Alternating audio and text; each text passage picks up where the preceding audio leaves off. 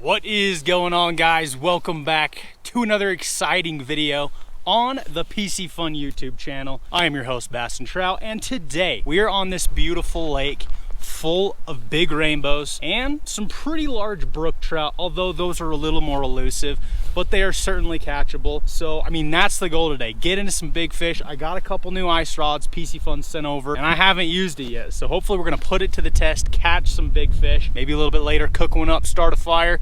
It is freezing cold today. Don't let the blue sky fool you. I am freezing cold. So we're all bundled up. So without further ado, we are gonna get some holes drilled and catch some fish. Stay tuned.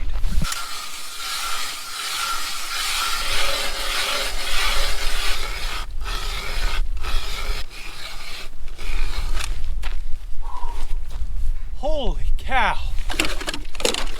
That is some insanely thick ice. I was literally all the way up to here. Whew. I already might need to take this coat off. I'm working up a sweat.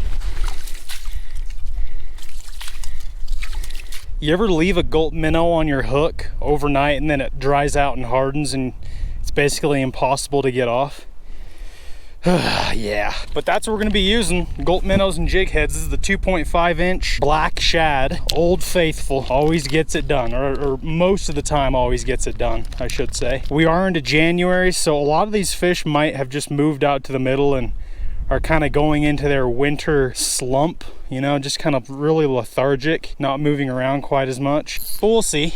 Okay, first we got to see how deep we are right here. If we're less than 3 feet, it might not even be worth it.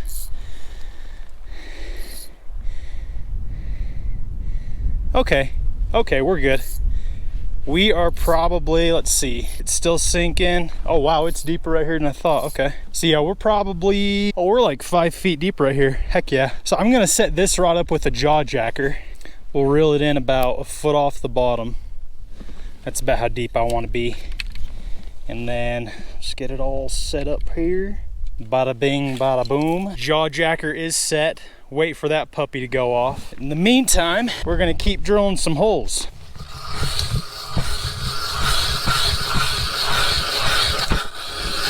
When you have to take a break halfway through drilling an ice hole, the ice is thick, like Cardi B thick. Oh. Whew. So this is gonna be the rod I'm gonna jig with. This is the 32-inch noodle. It's really soft in the tip, so you're gonna be able to feel any bites you get, any little nibbles, but then it's, you know, it's a little more stout in the butt section, so it can handle those bigger fish. And then this is just the Carbon X size 500 reel with some 4-pound fluorocarbon line. And by the way, you can find all this stuff linked in the description. As with all our trips, I just hope we don't get skunked. If we can just get one fish, one good sized fish, I'll be happy. I'm just a little concerned because, you know, we're getting further into the winter. The fish might be just starting to hunker down. Eventually. There's a bite, there's a bite. Oh, missed him. There was a bite, folks. First bite of the day. Oh, there he is again, You guys see him? I'm just getting little taps. There he is. Hooked up, first fish of the day. Oh, it's a big one too. It's a big fish. There we go. Whew, he's pulling drag. Hooked up, finally. Oh, it looks like a big rainbow, a giant rainbow. Yep, it is, it's a pig. We're just gonna get him right up on the ice here. Just flip him up. Got him, oh, maybe. Got him, yes, giant. Whew. Folks, finally, I haven't turned the camera off in like an hour. I was fishing clear over there in that corner. I moved clear to the other side of the lake where there wasn't as many ice holes drilled, because sometimes when a spot gets fished a lot, the fish just totally leave the area. So came over here, and within 10 minutes, we've got a giant rainbow. Look at that, bright purple.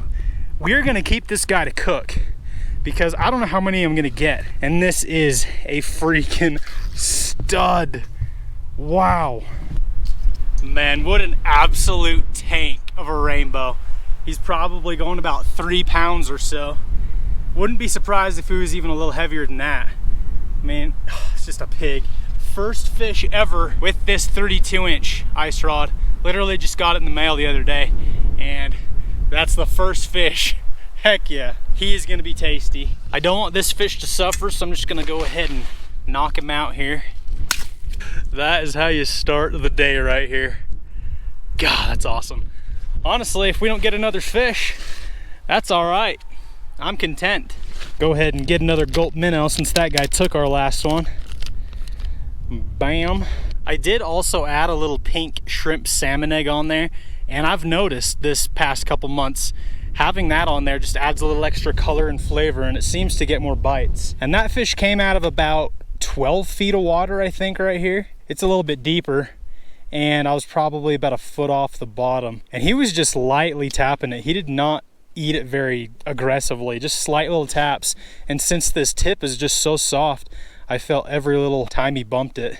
My jaw jacker's set up over there a little closer to the bank in about 5 feet. Again, I'm just hoping for some brook trout in the shallower water, but then I'm jigging out here in some deeper water for some rainbows, and as you can see, there's at least one down there, so hopefully we can get some of his buddies. Yo, my jaw jacker just went off, and I had a fish on for like a second. My rod was bouncing up and down. Maybe he's still down there. Let's see. Come on, buddy, come back. Yep, there he was again. There he was. There he was. There he is. There we go. Fish on. Good one. Well, smaller. Brook trout. Brook trout. Get him up. Get him up. Nice. Just popped off. Get over here, buddy. Hold on. Yes. There we go. There we go, folks. That is, well, second species. We got a big rainbow, now we got a chunky brook. That is what we're after. Shallower water, we got a brook trout. Pretty fish. We got a big rainbow that we're gonna cook up, and there's just not quite as many brook trout in here, so we're gonna let this guy go. But that is a beautiful fish. Heck yeah, that's awesome. Thank you for biting, buddy. See you later. Whew, that water's cold, and it doesn't help when it's 30 degrees and the wind chill is like 20. All right, guys, we are going to fillet our rainbow trout because the bite's kind of slow. I caught that brook trout like 45 minutes ago, and nothing else has happened. So in the meantime, we'll fillet this bad boy up. Fingers crossed for orange meat. Oh yeah. Oh, she's full of eggs. Look at that. Go ahead and get a meat reveal here. Bam. Beautiful looking meat. That's gonna be delicious. But look at all these eggs. Like, this girl is, like, she was really fat. I knew there was something in her guts. Oh my gosh. I don't think I've ever seen this many eggs in a trout's stomach. Oh my goodness. Dude, we gotta like save these and use them as bait. So there's those. We have 2 more big strips. Wow. That is the most eggs I've ever found in a trout's stomach. I mean, look at that. That just took up, that's like half the trout right there. Crazy. And the stomach is kind of full. Feels like there's some snails or something in there. Man, that's crazy. I think what I'm gonna do, I've never tried this before, but I'm gonna take these eggs home and then I'm gonna try to cure them. I don't know much about that. I just don't fish that way. I've never used egg sacs, but I know like in the Pacific Northwest, a lot of guys will float salmon egg sacs down and catch steelhead. I don't know the process of how to do it, but might as well take this opportunity and learn how, because I feel like that could be really good bait. All right, guys, so we have changed locations, fishing this little pond now, and it is full of little fish, brook trout. I just drilled a hole, dropped down, 3 little fish came out for it, so we're gonna see if we can't jig up some more brookies before we go cook that rainbow fillet. See, there's one right there. You guys might be able to see him. Oh, there's one. Oh, one just smoked it. You guys can probably see him right below the hole. Look at him, look at him, look at him. Here he comes. Oh, I just spooked him. There he is, there he is. I'm gonna try to lead him all the way up to the hole. There he is. Oh, come on, buddy. There's one. There's like 5 down there. Oh, there's a nicer one. One's chewing on it, one's chewing on it. You guys can see him. Oh, just missed him. Just missed him.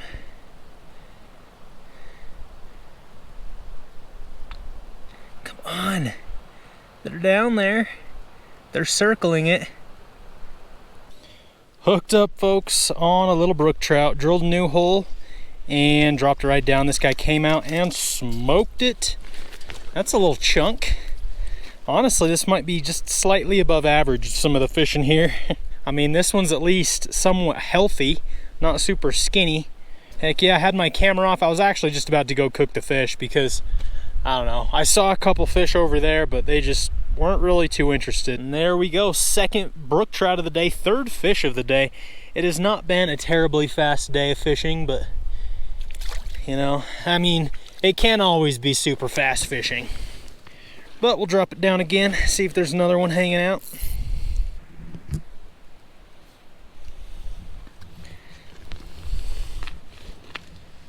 There's one. Oh man, that's a tubby.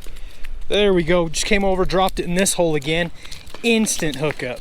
He is still kind of long and skinny, but I mean, I'm not gonna complain about that from this pond at least. Heck yeah, second one. Get him back. All right, one more drop. I think I saw another one follow him up, so. Oh dude, there's like a skinny one, like paper thin. He just bumped it. He's got it. There's one. Got him. Got him. There we go. Oh my gosh. See, this is what I'm talking about. This is the one I just saw a second ago. Paper thin. Like, very not healthy.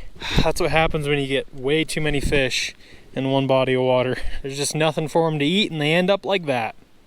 We're just going to let this one go. Hopefully he finds a meal. I mean, he doesn't even have the strength to swim back down the hole. There he goes. Crazy. All right, that is gonna do it for fishing. There's a few skinny ones left down there, but I'm not even gonna bother. They need to find some real food. We're gonna head back over to our truck and do a little tailgate catch and cook. Break out our stove here. There we go. Get it going, warm our hands up a little bit so we can actually have some feeling. You know, they're numb right now. Do have a whole stick of butter in here, although I think we'll only use half of it, almost half. It is frozen. Butter's frozen. There we go. It's a lot of butter for one little fillet, but I mean, it's not a terribly small fillet. Melt that down. Be a little fancy, we'll crack some Himalayan pink salt in there as well. And then our main source of flavor is going to be this Lowry's salt and vinegar. Just douse the entire thing with it because it is amazing. Put a bunch in the bottom of the pan. Mix that butter around. Just the smell of that butter and salt and vinegar. All right, set her on in there. Dang, man. That's how you end a day of fishing.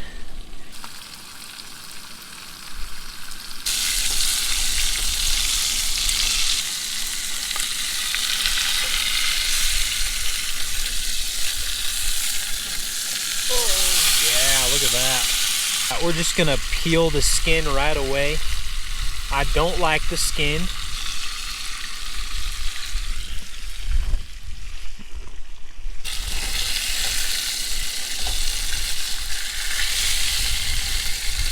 Oh yes. And there we go. You guys see that right there? That little blackening?